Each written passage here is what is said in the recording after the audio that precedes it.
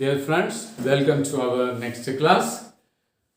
പഴയ ക്ലാസ്സിന്റെ തുടർച്ചയായ ഭാഗമാണ് ഇപ്പോൾ നമ്മൾ പഠിക്കുന്നത്. നമ്മൾ പഠിച്ചത് എഗ്രിമെന്റ് മാത്രമാണ്, വേവ് വരെയുള്ള കാര്യമാണ്. ഇനി നമുക്ക് പഠിക്കുന്നത് പെർഫോമൻസ് എന്നാണ്. രണ്ടാമത്തെ പെർഫോമൻസ്. അപ്പോൾ നമ്മൾ performance is the most usual ways of discharge of contract.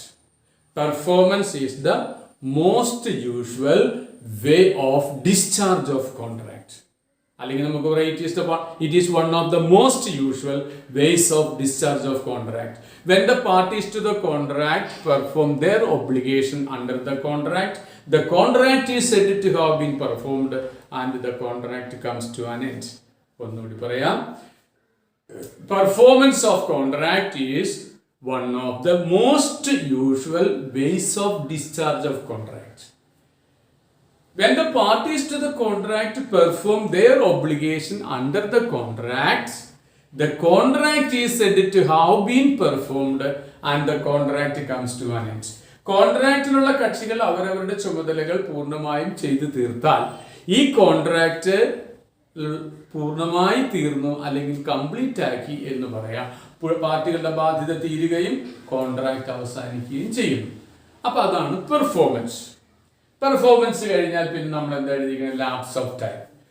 Usually contract makes a mention as to the time of performance of contract.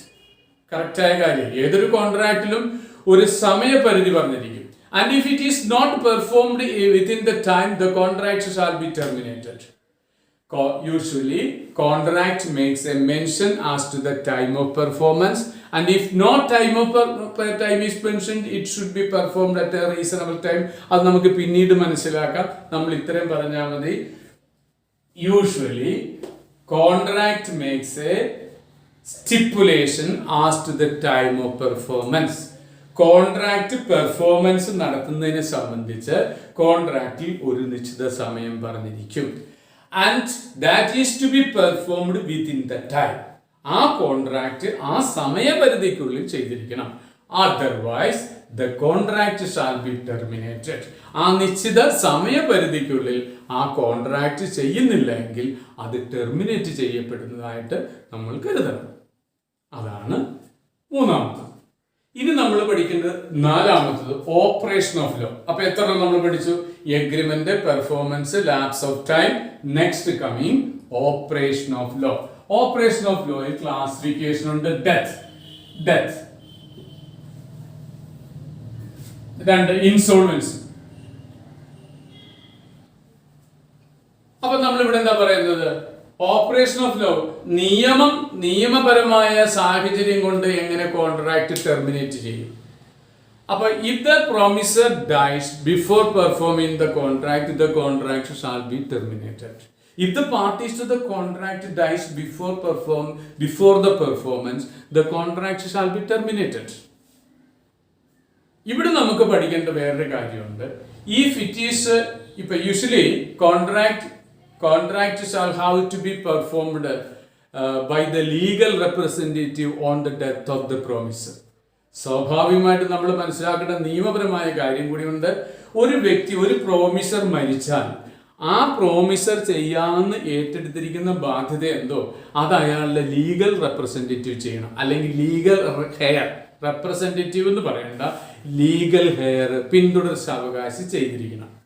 അപ്പൊ നമ്മൾ അവിടെ പറയുന്ന കാര്യം, എക്സ് എന്ന് പറയുന്ന വ്യക്തിക്ക് സ്വത്തുവകകൾ ഉണ്ടെങ്കിൽ അയാളുടെ മരണശേഷം അയാളുടെ ഭാര്യയ്ക്കോ മക്കൾക്കോ ആ സ്വത്തിൽ അവകാശമുണ്ട്. എന്നതുപോലെ എക്സ് എന്ന് പറയുന്ന വ്യക്തി മരിച്ചാൽ അയാൾക്കുള്ള ബാധ്യതയിൽ സ്വാഭാവികമായും ഈ പിന്തുടർച്ചാവകാശികൾ ബാധ്യസ്ഥരാകും. എങ്ങനെയെന്നാൽ എക്സിന് സ്വത്തുവകകൾ ഉണ്ടെങ്കിൽ, അപ്പൊ നമുക്ക് ഇവിടെ മനസ്സിലാക്കണം, ഒരു വ്യക്തിയുടെ മരണശേഷം ബാധ്യത ഉണ്ടാകുന്നത് അയാളുടെ സ്വത്തുവകകളിലാണ്. അയാൾ ബാങ്ക്രപ്റ്റ് ആണ്, അയാൾക്ക് ബാധ്യതയുണ്ട്, സ്വത്തുവകകൾ ഒന്നുമില്ലെങ്കിൽ അയാളുടെ ഭാര്യയോ മക്കളോ ആ ബാധ്യത ഏറ്റെടുക്കേണ്ട കാര്യമില്ല. അത് നമ്മൾ മനസ്സിലാക്കണം. അപ്പൊ നമ്മളിവിടെ പറയേണ്ടത്, ഒരു വ്യക്തിയുടെ മരണം സംഭവിച്ചാൽ ആ കോൺട്രാക്ട് ഇല്ലാതെയാകും. ബട്ട് നമുക്കിവിടെ പറയണം, എങ്ങനെയുള്ള സാഹചര്യത്തിലാണ് ഇല്ലാതെയാകണ്ടേ എന്നതാണ് ഞാൻ പറയാൻ പോകുന്നത്. A contract which made on the personal skill of the promiser comes to an end on the death of the promiser. അപ്പൊ ഇവിടെ ഒരു കൺഫ്യൂഷൻ ഉണ്ട്.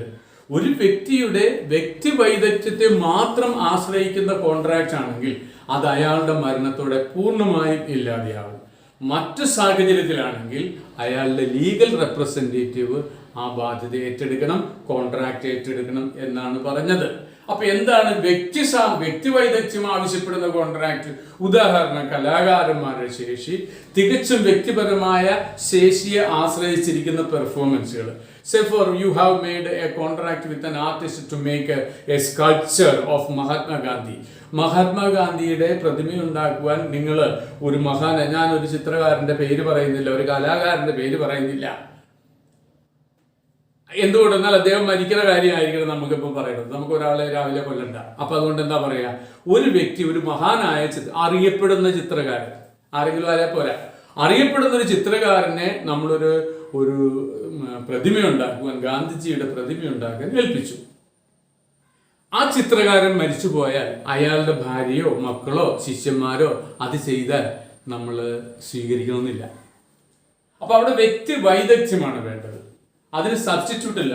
മഹാനായ ഗായകന്റെ ഗാനമേള നമ്മൾ വെച്ചു, ആ ഗായകൻ മരിച്ചു പോയാൽ അയാളുടെ ഭാര്യയോ മക്കളോ വന്ന് ഗാനമേള നടത്തിയാൽ സ്വീകാര്യമാകുമോ? ഇല്ല.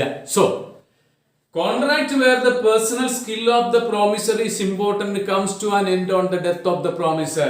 In other cases, the rights and liability of the promisor, deceased promisor, passes on to his legal heir. ഇതാണ് കറക്റ്റ് നിയമം. കോൺട്രാക്ട്, വൺസ് അഗൈൻ സിമ്പിൾ ആയിട്ട് പറയുകയാണ്, contracts where the personal skill of the promisor is important comes to an end on the death of the promisor. In other contracts, the rights and liability of the deceased promisor passes on to his legal heir. മറ്റു കേസിലാവുമ്പോൾ അയാളുടെ പിന്തുടർച്ച അവകാശികൾ ചെയ്യണം.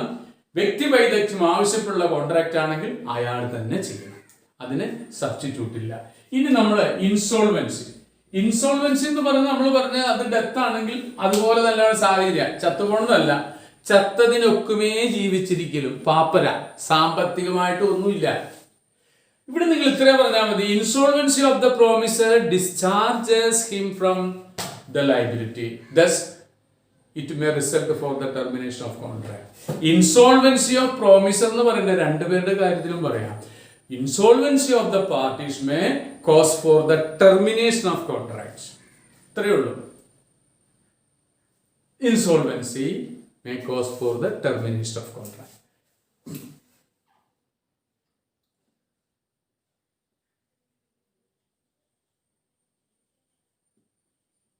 ഇവിടെ എഴുതിയിരിക്കുന്നത് unauthorised alteration. ഇത് unauthorised alteration അനുവാദമില്ലാതെ വരുന്ന ഭേദഗതി, മാറ്റം വരുത്തല്. If any alteration is made in A contract without the consent of the other party can avoid the contract.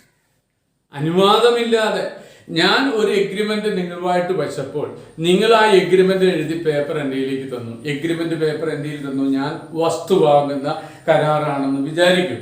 എൻ്റെ വസ്തു ഞാൻ നിങ്ങൾക്ക് വിൽക്കുന്നു.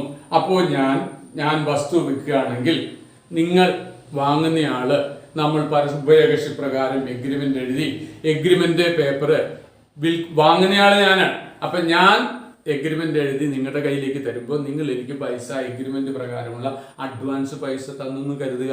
എഗ്രിമെന്റ് പേപ്പർ നിങ്ങളുടെ അടുത്തല്ലേ ഇരിക്കുന്നത്. ആ പേപ്പറിൽ ഏതെങ്കിലും തരത്തിലുള്ള തിരുത്തൽ ഞാൻ അറിയാതെ നിങ്ങൾ ചെയ്താൽ ഞാൻ ഈ കോൺട്രാക്ട് ഒഴിവാക്കിയതായിട്ട് കണക്കാക്കും. I may terminate the contract. So അപ്പൊ എന്ത് പറയണം? any material alteration made in a contract without the consent of the other party can avoid the contract. അപ്പോൾ നമ്മൾ പറയുന്ന അനുവാദമില്ലാതെ തിരുത്തൽ വരുത്തിയാൽ ആ കോൺട്രാക്ട് അതോടെ ഇല്ലാതെയാവും. അടുത്തത് മെർജർ. ഇവിടെ ഈ വായിക്കേണ്ടത് ഇങ്ങനെയാണ്, മെർജർ എന്ന് വായിക്കുക. Where an inferior right occurring to a party to a contract merges into superior right occurring to the other party, then the earlier contract is terminated.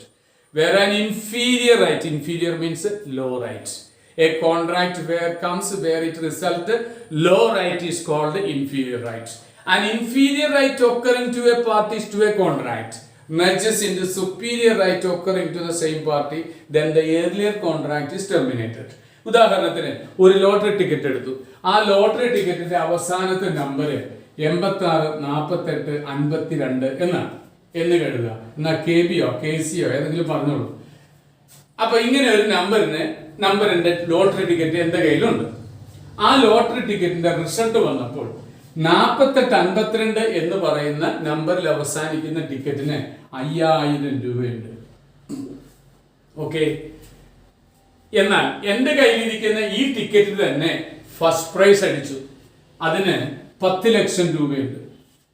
അതേ നമ്പർ 86 48 52 എന്ന് പറയുന്ന നമ്പറിന് ഫസ്റ്റ് പ്രൈസ് ആണ്. അപ്പൊ എനിക്ക് 10 ലക്ഷം രൂപയുണ്ട്.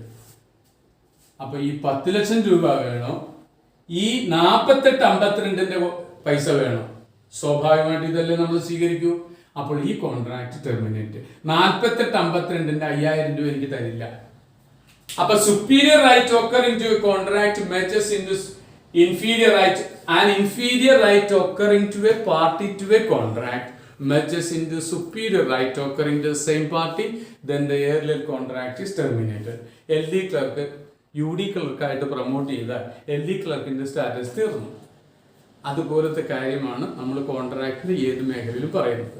അപ്പോൾ ഇവിടെ ഇനി നമുക്ക് subsequent impossibility, material alteration, breach എന്നീ ഭാഗങ്ങളിലേക്കാണ് പോകേണ്ടത്. ഇതിനും ഒരുപാട് ക്ലാസിഫിക്കേഷൻ ഉണ്ട്. ഇപ്പൊ നമ്മൾ പഠിച്ച ഈ ടോപ്പിക്കോട് രണ്ടാമത്തെ ഭാഗത്തിലേക്ക് ടെർമിനേഷന്റെ ആയിട്ടുണ്ട്. അപ്പോൾ thank you for watching the class. And you have to subscribe our channel and also to put a tick on the bell icon. Okay.